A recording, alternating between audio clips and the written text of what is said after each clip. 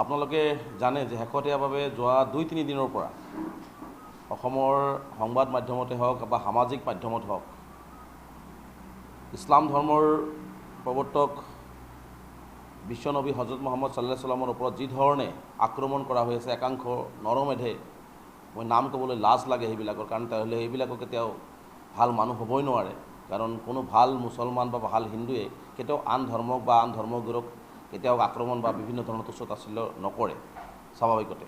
গতিকে সেই যিসকলে কৰি আছে তেওঁলোকে আচলতে প্ৰকৃততে তেওঁলোকে হিন্দু হ'ব নোৱাৰে, মোৰ অনুভৱ। কিন্তু এইসকল মানুহে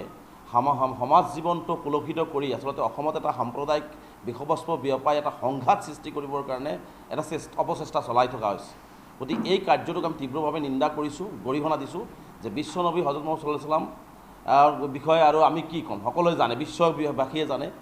আজি সেইজন মানুহৰ ওপৰত এই ধৰণৰ আক্ৰমণ কোনো পদ্ধতিতে সহ্যকৰ বিষয় নহয়, কোনো পদ্ধতিতে আমি এইটো মানি ল'ব নোৱাৰোঁ।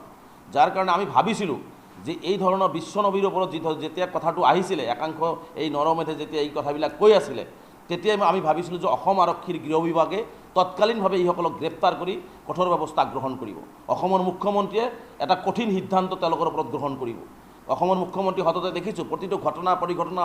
হোৱাৰ প্ৰায় 5-10 মিনিট পিছতে প্ৰতিক্ৰিয়া দিয়ে, তাৰপিছত তেওঁলোকৰ ওপৰত একশ্যন হয়। কিন্তু আজি বিশ্বনবী হজৰত মুহাম্মদ সাল্লাল্লাহু আলাইহি ওয়াসাল্লামৰ ওপৰত এই ধৰণৰ আক্ৰমণ, তেওঁৰ ওপৰত যিটো কুমন্তব্য যি ধৰণে দি আচলতে সমগ্ৰ ইছলাম ধৰ্মটোৰ লগতে সমগ্ৰ মানে হজৰত মুহাম্মদ সাল্লাল্লাহু আলাইহি ওয়াসাল্লামক যি ধৰণে অপমান কৰা হৈ আছে, আমাৰ প্ৰতিজন মুছলমানৰ অন্তৰত যি আঘাত দিছে, এই ক্ষেত্ৰত মই ভাবিছিলোঁ যে বলিষ্ঠভাৱে অসমৰ মুখ্যমন্ত্ৰী বা গৃহ বিভাগৰ দায়িত্বত থকা মুখ্যমন্ত্ৰী আৰু DGP মহোদয়ে এটা কঠিন সিদ্ধান্ত গ্ৰহণ কৰিব। কিন্তু দেখা গ'ল যে আচলতে মুখ্যমন্ত্ৰী ডাঙৰীয়াই হওক বা গৃহ বিভাগেই হওক,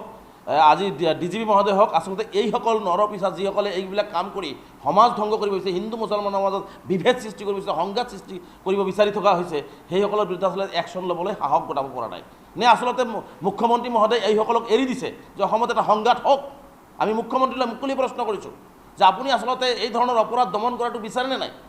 আচলতে DGP মহোদয়ে এইবিলাক অপৰাধ দমন কৰাটো বিচাৰেনে নাই? নে আচলতে এইসকলক এৰাল দিয়া গৰু নিচিনাকৈ এৰি দিয়া হৈছে যে এইসকলে যি ধৰণৰ কথা বাৰ্তাবিলাক কৈ থাকিব আৰু আমাৰ মাজত যি হাতাম পুৰুষীয়া ঐক্য সম্প্ৰীতি আছে, ভাতৃত্ববোধ আছে, সেইটো ভাঙন সৃষ্টি হ'ব। আমাৰ প্ৰশ্ন হয়, যিজন মুখ্যমন্ত্ৰীয়ে বিধানসভাৰ ভিতৰত বিশ্বনবী হজৰত মুহাম্মদ সাল্লাল্লাহু আলাইহি ওয়াসাল্লামৰ কথা কৈ বিধায়কসকলক বুজনি দিয়ে, যিজন হজৰত মুহাম্মদ সাল্লাল্লাহু আলাইহি ওয়াসাল্লামৰ উক্তিৰে তেওঁ বিভিন্ন মানুহক উপদেশ দিয়ে, সেইজন মুখ্যমন্ত্ৰীৰ অসমত, সেইজন মুখ্যমন্ত্ৰীৰ নেতৃত্বত চলি থকা অসমখনত ৰাজ্য চৰকাৰখনৰ মাজত একাংশ পিছাসে, একাংশ নৰমেধে এই ধৰণৰ আজি ইছলাম ধৰ্মৰ প্ৰৱৰ্তক হজৰত মুহাম্মদ সাল্লাল্লাহু আলাইহি ওয়াসাল্লামৰ ওপৰত আক্ৰমণ কৰিব আৰু মুখ্যমন্ত্ৰী একো নকয়, এই চুপচাপ থকাৰ ৰহস্যটো কি? DGP মহোদয় মানে চাইলেণ্ট হৈ থকাৰ ৰহস্যটো কি? নে আচলতে এনেকুৱা হৈ আছে নেকি যে আচলতে একফালেদি মুখ্যমন্ত্ৰী ডাঙৰীয়া হজৰত মুহাম্মদ সাল্লাল্লাহু আলাইহি ওয়াসাল্লামৰ কথা কৈ মানুহক বুজাব, আনফালেদি তেওঁলোকে চাইলেণ্ট ৰোল প্লে কৰি হজৰত মুহাম্মদৰ বিষয়ে বিভিন্নজনে কথা ক'ব আৰু তেওঁলোকৰ বিৰুদ্ধে কোনো একশ্যন নল'ব। সেইকাৰণে মুখ্যমন্ত্ৰী ডাঙৰীয়াক আমি বিনম্ৰতাৰে আহ্বান জনাইছোঁ, যিসকলে সমাজ ধ্বংস কৰিব বিচাৰে, যিসকলে আমাৰ মাজত ভাতৃত্ববোধ নষ্ট কৰিব বিচাৰি আছে, যিসকলে ইছলাম ধৰ্মৰ আমাৰ নবী চাহাবৰ ওপৰত আক্ৰমণ কৰি আছে, যিসকলে ইছলাম ধৰ্মক আক্ৰমণ কৰি আছে, সেইসকলৰ বিৰুদ্ধে কঠোৰতৰ ব্যৱস্থা গ্ৰহণ কৰাৰ কাৰণে আমি আহ্বান জনাইছোঁ। আৰু DGP মহোদয়ক আমি আহ্বান জনাইছোঁ যে আপোনাৰ অসম আৰক্ষী ইমান সষ্টম যে অপৰাধ কৰিলেই তাৰ 5-10 মিনিট পিছতেই একশ্যন হৈ যায়। আমি ভাল পাওঁ যে অসম আৰক্ষী ইমান সষ্টম, কিন্তু আজি হজৰত মুহাম্মদ সাল্লাল্লাহু আলাইহি ওয়াসাল্লামৰ ওপৰত এই আক্ৰমণ চলাৰ পিছত কিয় আপোনাৰ অসম আৰক্ষী সষ্টম হ'ব পৰা নাই? কিয় আজি অসম আৰক্ষীয়ে এই 4-5জন নৰপিশাচ যিসকলে ছ'চিয়েল মিডিয়াত মানে এই ধৰণৰ কুকাৰ্যবিলাক চলাই আমাৰ মাজত এটা বিভাদ সৃষ্টি কৰিছে, এইসকলক এৰেষ্ট কৰি তেওঁলোকক কঠোৰ শাস্তি দিব পৰা নাই? গতিকে তেওঁলোকক আমি কঠোৰ শাস্তিৰ দাবী উত্থাপন কৰিছোঁ আৰু আশা কৰিম যে আমি অসমৰ ৰাইজে, যিসকল ধৰ্ম নিৰপেক্ষ ৰাইজ আছে, যিসকলে মানে আচলতে নেৰেটিভ সৃষ্টি নকৰে, সকলোৰ লগত মিলাপ্ৰীতি বিচাৰে, তেওঁলোকেও আমি বিচাৰিম যে এইসকল যিসকলে আচলতে যি ধৰ্মৰ, আজি যদি কোনোবা ইছলাম ধৰ্মৰ মানুহেও যদি কোনো অন্য ধৰ্মৰ মানুহক আক্ৰমণ কৰিছে তাৰো শাস্তি হওক, কিন্তু আজি খ্ৰীষ্টান ধৰ্মক কোনোবাই বেয়াকৈ কৈছে তাৰো শাস্তি হওক। আজি মুছলমান ধৰ্মৰ ওপৰত যি ধৰণে আক্ৰমণ, মুছলমানৰ বিশ্বনবীৰ ওপৰত যি ধৰণে আক্ৰমণ কৰা হৈছে, মই ভাবোঁ ধৰ্ম নিৰপেক্ষ যিসকল ৰাইজ সংবাদ মাধ্যম আছে তেওঁলোকেও আচলতে এই ক্ষেত্ৰত মাত মাতিব লাগে। কোনো ধৰ্মীয়ক আচলতে আমি কোনেও যাতে কোনো আঘাত কৰিব নোৱাৰে, তাৰ কাৰণে আমি সকলোৱে সষ্টম থাকি আমি ইয়াৰ বিৰুদ্ধে আচলতে মাত মাতি যাবৰ কাৰণে আমি সকলোকে আহ্বান জনাইছোঁ। আমাৰ প্ৰথম কথাটো এইটো। দ্বিতীয় কথাটো হৈছে যে অসম আৰক্ষী আচলতে দুৰ্বল কিয় হৈছে? আজি পাথাৰকান্দিত একজনত যিটো ঘটনা সংঘটিত হৈছে, আজি একজনত গণ উন্মোচনত আজি দুজনকে নাবালক, আজি কিশোৰক যি ধৰণে গণ উন্মোচনত অত্যাচাৰ কৰি মাৰপিট কৰি মৃত্যুৰ সৈতে যুঁজিবলৈ বাধ্য কৰোৱা হৈছে, আজি মাত্ৰ আজি পাথাৰকান্দি সমগ্ৰ বৰাক অঞ্চলত আন্দোলন তীব্ৰতৰ হৈছে তেনে সময়ত মাত্ৰ 4জন আসামী 2জন আসামী ধৰিছিল তাৰপিছত ৰাইজৰ দাবীত আৰু 2জন ধৰিছে য'ত 20-25জন মানুহ ভিডিঅ' ফুটেজত দেখিবলৈ পোৱা গৈছে তেনে ক্ষেত্ৰত আজি অসম আৰক্ষীয়ে সেই প্ৰতিজন ব্যক্তিক কৰায়ত্ব কৰিব পৰা নাই আমি পাথাৰকান্দিৰ সেই ঘটনাটোকো আমি AUDF দলৰ পৰা তীব্ৰভাৱে নিন্দা কৰিছোঁ গৰিহণা দিছোঁ আৰু অসম আৰক্ষীৰ সপাঢিলা নীতিৰ বাবেই আজি এতিয়ালৈকে গণ উন্মোদনা সৃষ্টি কৰা সেই ব্যক্তিসকলক গ্ৰেপ্তাৰ কৰিব নোৱাৰা কাৰ্যটোক আমি ধিক্কাৰ জনাইছোঁ আজি ৰাইজ ৰাজপথত কিয় ওলাই আহিবলগীয়া হৈছে আজি পাথাৰকান্দিত ৰাইজ কিয় ৰাজপথত ওলাই আহিব লাগে অসম আৰক্ষী ইমান হস্তম মুখ্যমন্ত্ৰী ডাঙৰীয়া ইমান হস্তম গৃহ বিভাগ ইমান হস্তম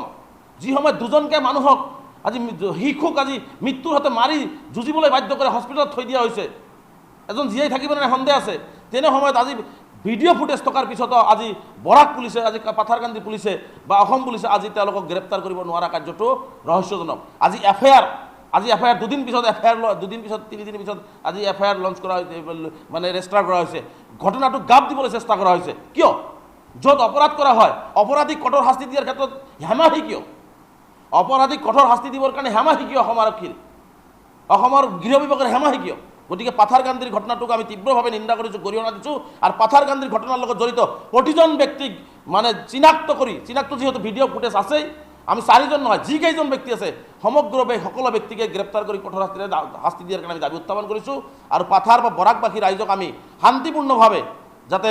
আমি সকলোকে শান্তি সম্প্ৰীতি বজাই ৰখাৰো আমি আমাৰ দলৰ পৰা আহ্বান জনাইছোঁ আৰু আমি আশা কৰিম যি 2জন আমিৰ উদ্দিন আৰু ইছমাইল উদ্দিন যি আহত হৈ আজি চিকিৎসাধীন তেওঁলোকৰ আহু আৰোগ্য কামনা কৰিছোঁ আৰু তেওঁলোকে ন্যায় পাওক আৰু মুখ্যমন্ত্ৰী ডাঙৰীয়াই পাথাৰকান্দিৰ ঘটনাটোকো এটা নজৰ দিয়ক মুখ্যমন্ত্ৰীয়ে সৰু ঘটনাবিলাকতো নজৰ দিয়ে কিন্তু আজি 2জনকৈ যুৱকক আজি যি ধৰণে আক্ৰমণ কৰি গণ উন্মোদনা সৃষ্টি কৰি তেওঁলোকক মানে মাৰপিট কৰা হ'ল আজি আৰক্ষীয়ে কাম কৰি থকা নাই আৰক্ষীয়ে কেছ ৰেজিষ্টাৰ কৰা দেৰি কৰিছে আৰক্ষীয়ে সপাঢিলা নীতি লৈছে গতিকে সমগ্ৰ কথা বাৰ্তাবিলাক মুখ্যমন্ত্ৰী মই ভাবোঁ যে অলপ গুৰুত্ব দিয়াটো উচিত অপৰাধ দৃষ্টিৰে চাওক অপৰাধীক ধৰ্মীয় দৃষ্টিকোণেৰে আচলতে নাচাই যদি কামবিলাক হয় নিশ্চিতভাৱে মই ভাবোঁ যে অপৰাধ প্ৰৱণতা অসমত কমি যাব তাৰ কাৰণে আমি মুখ্যমন্ত্ৰী ডাঙৰীয়াক আহ্বান জনাইছোঁ যে পাথাৰকান্দিৰ ঘটনাটোকো গুৰুত্ব দি প্ৰতিজন আসামীক গ্ৰেপ্তাৰ কৰাৰ কাৰণে আমি দাবী উত্থাপন কৰিছোঁ আৰু পুনৰবাৰ মই কৈছোঁ বৰাক বা পাথাৰকান্দিবাসী ৰাইজেও শান্তি সম্প্ৰীতি বজাই ৰাখি প্ৰকৃততে দোষী যাতে গ্ৰেপ্তাৰ হয় আৰু এই শিশু 2জনে যাতে প্ৰকৃততে ন্যায় পায় তাৰ কাৰণে সকলো ধৰণৰ যাৱতীয় ব্যৱস্থা গ্ৰহণ কৰাৰ কাৰণেও আহ্বান জনাইছোঁ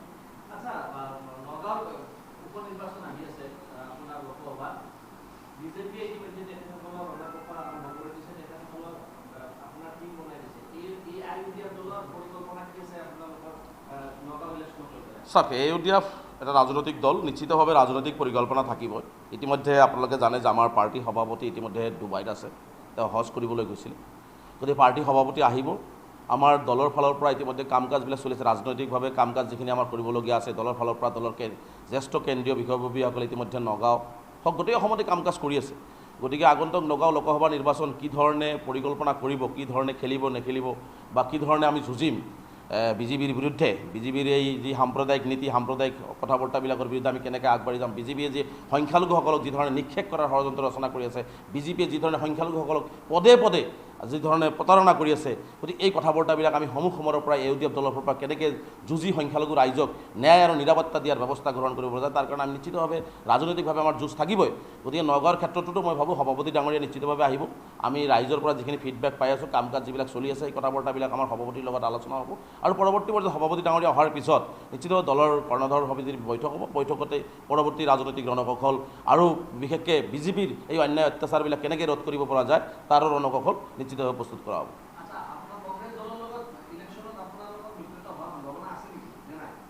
চাওক সেইটোতো আৰু কেনেকৈ হ'ব সেইটো এতিয়া দলৰ সভাপতি ডাঙৰীয়া আৰু কংগ্ৰেছৰ সভাপতি ডাঙৰীয়াৰ মাজত কথা হ'ব পাৰে কিন্তু মই এটা সাধাৰণ সম্পাদক মুখপাত্ৰ গতিকে দল কাৰ লগত মিত্ৰতা কৰিব কাৰ লগত মিত্ৰতা নকৰিব সেইটো দলৰ সভাপতি ডাঙৰীয়াৰ এখতিয়াৰৰ বিষয় গতিকে দলৰ কেন্দ্ৰীয় বিষয় মানে কৰ্ণধাৰ সমিতিৰ বিষয় গতিকে সেইটো এতিয়া আমি যিহেতু বিধানসভা নিৰ্বাচন আমি অকলে খেলি আছোঁ মোৰ বিশ্বাস যে আমি বিধানসভা নিৰ্বাচন যেনেকৈ অকলে যুঁজিছোঁ আমাৰ বাকী নিৰ্বাচনবিলাকক আমি অকলে যুঁজ দিয়াৰ কাৰণে চেষ্টা কৰিম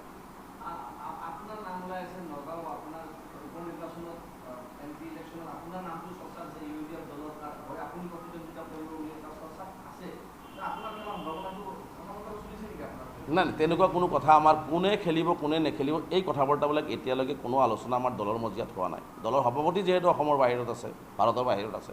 দলৰ সভাপতি আহিলে দলৰ আমি যিহেতু বিভিন্ন ঠাইত পৰাজিত হৈছোঁ কি কাৰণে হ'লোঁ ৰাইজৰ মাজত আমি কেনেকৈ যাম দলে কি ৰাইজে কি বিচাৰে আচলতে বিজেপিটোক আমি কেনেকৈ বিজেপিক আমি কেনেকৈ প্ৰতিহত কৰিব পৰা যায়, ৰাজনৈতিকভাৱে বিজেপিৰ অত্যাচাৰবিলাকৰ পৰা আমি কেনেকৈ মুক্তি পাম, এই কথা বাৰ্তাবিলাক লৈ আমাৰ নিশ্চিতভাৱে এটা বৈঠক অনুষ্ঠিত হ'ব। আৰু তাতেই আচলতে ৰাজনৈতিক ৰণকৌশল পৰৱৰ্তী পৰ্যায়ত নগাঁও লোকসভা নিৰ্বাচনৰ কথাবিলাক বা অসমৰ ৰাজনৈতিক প্ৰেক্ষাপটত কি হ'ব আমাৰ স্থিতি, সেই কথা বাৰ্তাবিলাক সভাপতি ডাঙৰীয়া অহাৰ পিছতে হ'ব। গতিকে এতিয়া কোনো ধৰণৰ কোনে খেলিব কোনে নেখেলিব, কোনে প্ৰাৰ্থী পাব, এই ধৰণৰ কোনো কথা আমাৰ দলৰ মাজত আলোচনা হোৱা নাই।